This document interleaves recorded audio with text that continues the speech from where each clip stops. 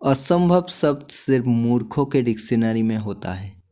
यह कहना था नेपोलियन बोनापार्ट की, एक ऐसा शख्स जिसने कुछ नहीं से सब कुछ बना था।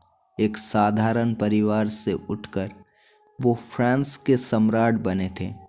नेपोलियन का जन्म 1769 में कर्सिका में हुआ, जो जगह उसके जन्म से 1 साल पहले ही फ्रांस के अंतर्गत हुआ था। नेपोलियन को इतिहास के सबसे योग्य सेनापतियों में गिना जाता है। आज भी बहुत देशों की आर्मी में उसकी रणकौशल को सिखाया जाता है। नेपोलियन के लिए कुछ भी असंभव नहीं था। वो कहते थे, असंभव शब्द मेरे डिक्शनरी में नहीं है। और ये बात कितना सही है, ये उसके जीवन को देखकर ही पता चलता है। एक बार एक युद्ध के लिए नेपोलियन और उसकी सेना को अल्प्स पहाड़ पार करके जाना था। अल्प्स पहाड़ के बारे में कहा जाता था, इसे कोई पार नहीं कर सकता, इसका रास्ता बहुत दुर्गम है। रास्ते पे एक बूढ़ी औरत से नेपोलियन का मुलाकात हुआ। जब उसने सुना कि नेपोलियन अल्प्स पहाड़ को पार करने जा रहा है, तो उसने नेपोलियन से कहा, अपना सेना लेकर वापस चले जाओ, अल्प्स पहाड़ पार करना असंभव है। तो उसके बात सुनकर नेपोलियन निराश नहीं हुए। उसने उस बूढ़ी औरत से कहा, मुझे असंभव काम करना अच्छा लगता है। और फिर नेपोलियन ने अपनी कीमती हार निकालकर उस औरत को दिया और कहा कि मैं अगर अल्प्स पहाड़ पार कर लूँ और ज़िंदा वापस लौट आऊँ तो तुम ये बात सबको बताना।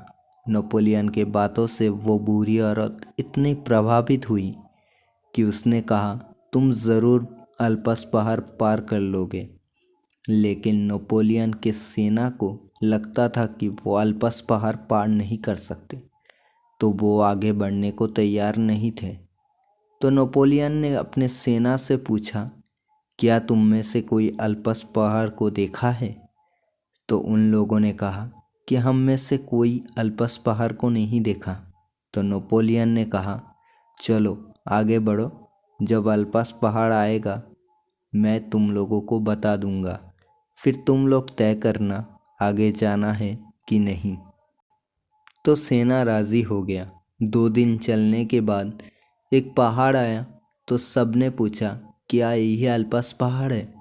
तो नेपोलियन ने कहा, नहीं, इसे पार करने के बाद आएगा और वो इससे करीब 1.5 गुना बड़ा है। तो सेना आगे बढ़ने लगे और पहाड़ को पार करके वो एक मैदानी इलाके पे पहुंचा। और फिर नेपोलियन से पूछा, अल्प्स पहाड़ कितने दूर है?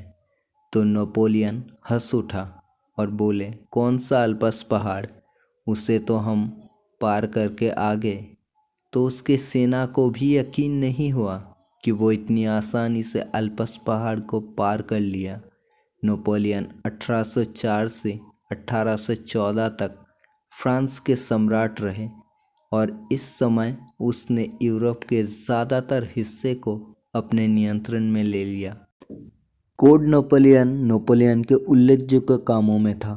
नेपोलियन हमेशा कहता था, शेर की नेतृत्व वाली भेड़ की सेना भेड़ की नेतृत्व वाली शेर की सेना से हमेशा जीतेगा, क्योंकि शेर की नेतृत्व वाली भेड़ की सेना भी शेर की तरह विक्रम से ही लड़ेगा और भेड़ की नेतृत्व वाली शेर की सेना भी भेड़ की तरह ही मरेगा। नेपोलियन ने अपनी ज़िंदगी में वो हासिल किया जो सोच पाना भी मुश्किल है। नेपोलियन इतिहास के उस गिने चुने लोगों में है जो अपने समय में समस्त कर्मकांड के केंद्र में रहा। 5 मई 1821 को मात्र 51 वर्ष की आयु में नेपोलियन की मृत्यु हो गई थी।